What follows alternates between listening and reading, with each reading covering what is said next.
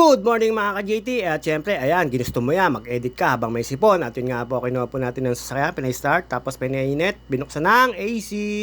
At alam nyo naman po, may susundin tayo. Syempre, it's batian time at advertisement. At yun nga pala sa mga gustong bumili ng rims and tires, nandyan lang po sa may Bypass Petro or gasoline station sa Reaper Court ang Lady Boss Rims and Tire. At meron pong mga manager doon na pwede nyo pong kausapin doon pag gusto nyo pong bumili. Kompleto po doon, pati salpak, kabit, alis kabit o alis, pangit pakinggan ng kabit, salpak at saka tanggal, rims and tire, kayang-kaya po nila yon. At syempre, ayan, palabas na po tayo ng isang subdivision at susunduin nga po pala natin ang isa ko pang inaanak na anak ni, syempre, it's batian time, ni Consel Jeff Rodriguez at Merlita Rodriguez. At syempre ang kanyang anak na si Ate Zopi. At isa mga aking susunduin at si Ate Buding, si Ate Ishi at si Ate Dud Iya at si Mama Day. Shoutout sa inyo. At syempre kay Mama Yeye, kay Mac, Boss Mac, at kay Michelle Rodriguez at kay Ate Mariel. At ito po kay Kuya Rodi na nasa Italy, Kuya Bako, Rodi, Rodolfo Rodriguez Bako na nasa Italy. Ingat ka dyan, kuya. Ito makikita mo ang iyong isang apo na magmamaneho, kotse na lang ang kulang, baka naman Lolo Bako. At syempre ito, palabas po tayo ng Sun Subdivision at dadaanan po natin letran dyan. Obo Sipon, JT, kaya mo yan, gusto mo yan. At syempre doon po tayo dadaan sa may bayan. Sa pagka po kayo napapunta sa may simbahan ng bayan ng Kalamba, medyo meron na po tayong kakaibang estilo ng kalsada, one way na po pagka sa San Jose at pupunta kayo ng Loc. Hindi na po pwedeng salubungin ng San Jose at hindi na rin po pwedeng salubungin ang San Juan. Paikot na po siya at yun nga po ito, dire-diretso lang po tayo dyan. Medyo nakaano po tayo ng traffic. Uy, sana all, hipo-hipo sa ilong, pakit lang naman. Isang AJT. Gamit tayo ng isang sasakyan. Ayan, wala pa po yung aking susunduin. At yun nga po, doon tayo pupunta sa may Baclaran, Mamatid. Alam nyo na, ang JT. Ayan, wala nang tiyan. Konting diet po. Babawarin yung timbang mong yan. At syempre, shoutout nga pala po doon sa nagwo-walking kanina. At naggaling na UP. Magandang dilag na sinuntukan tiyan ko kanina. Shoutout sa iyo. At syempre, shoutout nga pala po kay Elsie Palentino, kay Ate Monica Viera, kay Wilby Abalos, kay Ate Pitang Tandang, kay Ate LB, kay Ate Pina, kay Ate Lab, at sa lahat po maglalaba. Shoutout sa inyo. At syempre kay Sir Gilbert Aguirre, kay Mrs. Aguirre, kay Pisang Kadyo Bernard Sensil, at kay Paring Joseph Katapang, Paring Harold Dabier, Paring Eugene Palentino, at kay Paring Topper Sarmiento, at kay Bernadette, at kay Beron sa barkadang yon. At kay Wilby Abalos, kay Ate Tess sa Cuevas Paul Lagi. At sino pa po ba ang kailangan nating shoutout dyan? At ulitin nga pala, Elsie Palentino, shoutout sa iyo.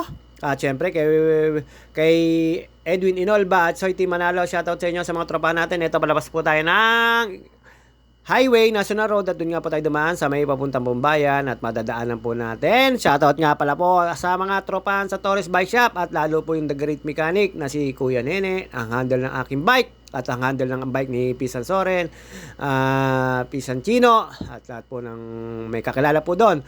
At syempre ito, palabas na po tayo dyan at meron po tayong dadaanan lang po dyan katrapikan, pero saglit lang naman po yung traffic. Habang tayo ay palabas po rito, tayo ay video lang. At yun nga po, itong sasunduin ko ay kotse na lang ang kulang, Daddy Jeff, Bekeneman. At yun po, ito na po yung Torres Bike Shop. Andiyan na po ang The Great Mechanic na si Kuya Nene at ang mga tropahan dyan, si Mean, ang naandyan po sa store na yan, mga tropahan natin yan, yung mga mekaniko dyan. Siyempre, paglampas po dyan, Kuya Nene, shoutout sa iyo. Dito na po tayo. Nakasunod lang po tayo dun sa isang trailer na may, excuse me po, na may kargang container. At yun nga po, pinagbigyan tayo kasi liligo po siya papunta ng merkado. At yun nga po, pinagbigyan tayo. Siyempre, nagsenyas po tayo ng maraming salamat at bumusina naman. At yun nga po, ito, pagkaliko po natin sabay papuntang San Jose. Ito na po, sa dadaanan po dito, isang school na LCBA, Bekenemen. Tapos may Central 1. Public school, dire-diretso lang po ito. Ang diretso nito ay sa may boundary or Arco ng Lingga. Doon po kayo mag-U-turn para po kayo makapunta ng papuntang Looc. Doon po tayo dadaan sa may papuntang Looc. Ito kahabaan na to at dadaanan ko po yung office ni Ate Tess Cuevas Paunlagi, wala siya doon. Hindi ko alam kung nasan po siya Ate Tess. At syempre, shoutout nga pala po kay Mama Leti at kay Ate Boneng, ang kanyang kanang kamay. At yun nga po sa advance happy birthday kay Remila Cuevas at kay Mary Grace Villapando. At syempre, ang tropang OG, Mama Mia, Dana Huthut, Mary Grace Villapando, Gerald Lourdes Pabalate, Elvis Pua Lagaya, at si Mando, Mart at Jerome Mendoza at si Marilet Sebastian, shoutout sa inyo. At yun nga po, dadaan tayo sa Vermont, mapapansin to ni Elvis Pulagaya, dadaan tayo dun sa dati mong bahay, ayan po, Central 1 yan. At dire-diretso lang po dito, pero meron pa rin pong bilihan dito ng mga turon, puto, yung mga tsaka yung dati mga binibilihan na masasarap. At yung yayang, meron pa rin po, kaya lang medyo maedad na po yung mga nagluluto, pero masasarap pa rin, ganun pa rin po, hindi nagbabago. Dire-diretso lang po yan hanggang sa makalampas tayo ng simbahan. Ayan, may simbahan po dyan. Pagkalampas nyo po doon at dire-diretso lang yung papunta Lingga. Ayun na po ay magiging tawag doon ay San Jose. Ito, medyo pagkalampas po dito, medyo may katrapikan lang. Dating Meralco nandito. Ayan, may simbahan na po tayo. Dire-diretso lang po yan. Hindi po tayo pwedeng kumaliwa na kagad dyan at sumalubong sa may San Juan. Gawa po ng tawag dito ay one way na po. Ito, one way na rin po. Bawal na po sa lubungin to. Papunta na po itong pag dinredyo mo nyo po, dun po sa may dead end, papuntang Lingga, papuntang Sampiruhan, papuntang Palingon, papuntang Aplaya, ay may arko po doon. Mag-u-turn lang or kakaliwa tayo, parang pa-u-turn, pabalik na San Juan. Ayun nga po. At hindi ko alam kung tama po ba ako. Pasalan ko ito, San Jose na ho to. At yan, hinanap ko pa dyan si Ate Tess, wala sa office niya. At syempre, dire-diretso lang po yan, medyo may kahabaan to. Lalampas po kayo ng senior dito at meron po makikita kayo dito ng signage ng isang baryo. Ayun, lampas na po tayo sa may simbahan. Dire-diretso na po ito. Medyo bawal na po salubungin to, kaya ayan, puro one way na po. At yun po ang kinuha ng Kawaninang Kalamba. Syempre po, ito po ay one way na, medyo wala pong masyadong traffic. At shoutout nga pala po sa mga kabataan sa mesa amin, si Nasabel, si anak ni Aan, si Adrelin, si Salsabog, si Salsam, at sa lahat po ng mga tropa. At syempre kay Ate Sally Lakap, asawa ni Kuya Abet, kay Vincent, at sa mga anak mo Ate Sally, shoutout sa inyo. At ayan, lagi na lang napapanood, at sa mga nanonood sa akin at sa mga nagpapalo, maraming salamat sa inyo. Thank you so much and I thank you. At sa mga hindi ko po nababate, at sa mga admin po na lagi ko pong pinagpo-post na nag-approve, maraming salamat po sa inyo. Very appreciated. At sa lagi nagbibigay sa akin ng pabango, shoutout sa iyo. Thank you so much. At yun nga po kay Bin Poroy, thank you sa pagpili, ang babango. At syempre, ito, dire-diretso po lang po. Tsaka si Idol, shoutout sa iyo. Idol, Biriana, Senzil, The Idol, volleyball player po yon. Lahat po ng pageant, sinalihan na. Ewan ko lang, that's my agent. Kung sasali si Brianna, si Yana.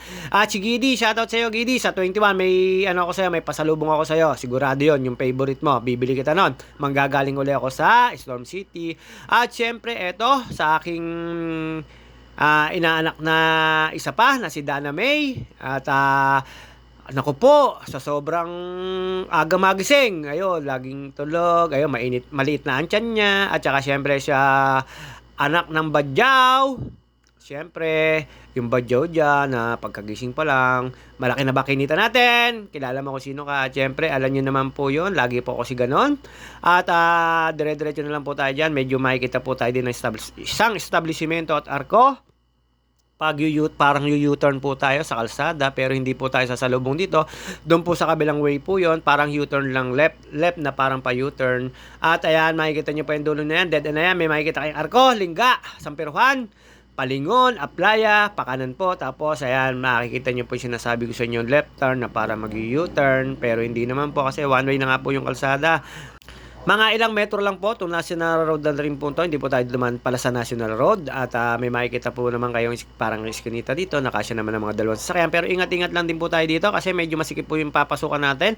Or pag lintik na ubo yan, no? Yung pag dadaanan, ay papunta po Luok. Medyo siyempre dadaan po tayo dito sa Vermont at saka doon po sa Mahogany. Ayan, dire-diretso lang po yan. Medyo, syempre, hindi kayo mapapadiretso pag nakita nyo po yung meron dyang right turn na may nag-e-exit ng mga sasakyan. Ay, yun na po yung papuntang Luok. At yun nga po, pagkadaan nyo po doon, San Juan. Tapos, meron pong tulay tulay na dadaanan po at pagkalampas nyo po doon sa tulay na yan, may arko naman po ng Look. Doon po, Look na po yon hanggang sa daanan po natin ng buong Look na kalsada. Papunta po ng Uwisan. Sa Uwisan naman po, may datawidan din po kayong tulay na para kayo ay makarating ng boundaryhan ng Uwisan. Paglampas nyo po ng dalawang arko ng Uwisan, ay syempre, ito, yun yung sinasabi ko, nakakanan na po tayo dito. At paglampas nyo po sa pangalawang arko ng Uwisan, Baclaran na po, doon po natin nahanapin ang Barangay Hall dahil doon nandun po yung naka-duty, ang NSTP. LSTP po pala ng mga college. Ito, yung sinasabi ko na tulay, pero yung ilalim niyan ay papuntang Laguna Lake din po yung tubig niyan. Ito na po yung sinasabi kong tulay sa inyo na papunta po ng Look. Pagbaba po ng tulay na dito, meron po kayong makikitang arko. Then pagdating po sa arko, lampas na arko, Vermont na po, Elvis po wala ito, dadaan ako sa Vermont. Ayan po yung arko sinasabi ko na nababanggit ko. Makikita nyo po yung yung susunduin ko po mamaya yung isa sa apo ni Kuya Rodi na si Samantha, si Samantha may unit, Oriente Manguiat Rodriguez. At yun nga po, napakagaling na po magmaneho, pwede na po siya ibili ng kotse, alam nyo naman, at tayo, masipag din sa pero naturuan na po siya ng daddy niya. Ang kulang na lang po talaga ay kotse, makikita nyo po maya, ang gandang bata. At syempre, proud ninong. At ayan po yung Vermont. Sa mga nandito po sa lugar na to, medyo may kasigipan lang po rito, pero paikot-ikot lang po to. Tapos pero kasya lang ang sasakyan, kaya mag-ingat po kayo dumaan dito sa mga gusto pong makita to lugar na to at hindi nakakauwi. Ito po, Barangay Look na, Mahogany po yan. Diretso lang po yan.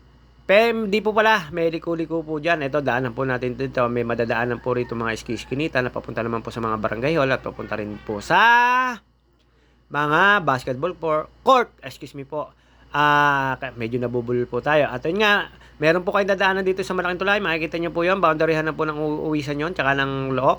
At pagkalampas nyo po doon sa tulay na yun, marami po kasi mga tulay dito. Gwapo ng mga ilog-ilog creek na papunta po ng Laguna Lake. Hindi ko po alam kung saan nagmumula yung mga yan. Basta dito po, syempre, makikita ko lang po. Excuse me.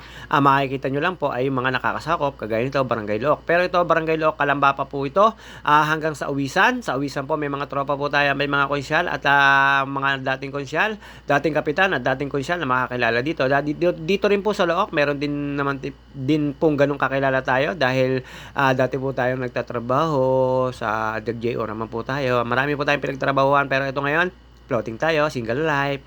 Ayan, medyo kailangan pong umiwas dito. Gawa na may mga kasalubong kayo, malitang kalsada, manipis, or makipot. Pero pagdating nyo po dyan, ayan, makalampas din isang simbahan na yan. Ayan, meron na pong tulay dito. Ito po yung nagduduksong sa tulay ng Uwisan tsaka ng Aplaya. Ayan, Laguna Lake na po yan, yung kapiraso na yan. Dito po, pag dumaan po kayo dito, medyo nasa tabing dagat po kayo. Pag doon naman po sa National Road, ang dadaanan nyo po doon, Checkpoint, Parian, San Cristobal, pero yung Kalamba pa rin po yun. Ito ay yung pong arko na sinasabi ko.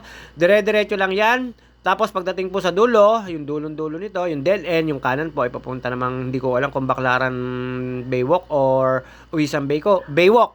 Pag kumaliwa naman po kayo, papunta po Mamatid, Baclaran na po yon. At meron po doon National Road din po. Hindi ko po alam kung Barrio Road lang or kanan lang po tayo doon. Tapos hahanapin nyo na po yung Barangay Hall ng Baclaran. Dito po, pag dumaan po kayo dito, medyo magdahan-dahan lang po kayo kasi masikip naman po talaga, lalo pagka malaking kasalubong nyo, medyo may hirapan po kayo. Kaya iwas-iwas na lang po sa mga nakaparada. Marami po namamasada dito, mga tricycle. Ayan yung pangalawang arko, ibig sabihin nasa dead end na kayo at boundary na ng Baclaran at saka ng Uwisan. Dito, mayroon pong dead end yan. Kaliwa ay papunta po ng Baclaran, papunta po ng Mamatid. Ang kanan po ay papunta naman po ng Baywalk. Di ko po alam kung anong Baywalk nakakasakop dyan. Ayan po yung sinasabi ko na kakaliwa lang po tayo. Then pagkakaliwa nyo po dyan, makikita nyo na po isang road dyan, Barrio Road. Kakanan lang po tayo kasi pupunta po tayo sa Barangay Hall ng Baclaran. Kaya ayan, syempre tayo ay bubuelo lang kasi medyo malaki yung sasakyan natin. Medyo malapad.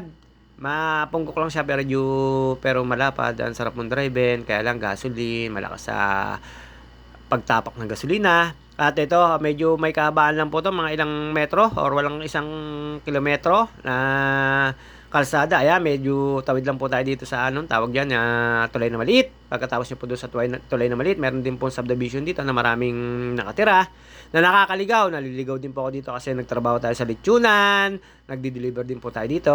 Address lang po ang kailangan malaman. At yun nga po, eto, dire-diretso lang po tayo dito. Pasok po tayo dito sa isang iskinita na talaga. Napapasok po sa may barangay mismo. At yun nga po, may covered court. Pagdating po ng covered court at mismo barangay ay papalibutan siya ng katubigan ng Laguna Lake. Eto, ayan. Medyo makikita nyo po yung maliit na signage dyan. Ayan, yung nasa taas na yan, nasa parting kanan na yan. Yung pinag-click-on ng pulang yan or maroon. Ayun, nakita nyo po yung green na sulat na yan na may red. Going to Barangay Hall yan na nakalagay dyan. Barangay Hall, this way, or ano man, basta ayan, kanan lang po tayo dyan. Dito kasyang-kasya lang po yung sasakyan. Medyo dahan-dahan lang po tayo. Gwapo nang tayo ay nasa looban na. At doon nga po, nung naisakay ko na po ang aking sinusundo, siyempre, nilagay lang po natin sa maluwag na kalsada at yun naman po, kotse na lang talaga kulang at yun na lang po ang kailangan kasi ito medyo malalaki po tong mga sasakyan ng daddy at mami niya at siyempre, makikita nyo po ang ganda-ganda ng aking tagapagmaneho at pauwi na po kami. At pagka maniobra ko po dyan, di pala po ako nagmaniobra dyan, matras ako, sobrang haba nung inatrasan ko dyan kasi ang hirap magmaniobra pagka malapad ng sasakyan. At yun nga po, eto, paglabas po namin dyan, doon na po kami dumaan sa National Road, doon po sa may papuntang San Cristobal at may checkpoint na po kami dumaan at Expressway na pauwi. Ayan, medyo saktong-sakto lang po yung sasakyan, hindi po tayo makapasok dyan. At ayan, makikita nyo na po, napakaganda ng aking tagapagmaneho, pauwi na po kami. Ang galing na po, kotse na lang ang kulang. Baka naman sa daddy at mami niya. At ayun nga po, syempre, see you on my next video. Hanggang dito na lang po muna tayo. At bukas po tayo magbabike na maagang maaga. Babus mga ka-JT.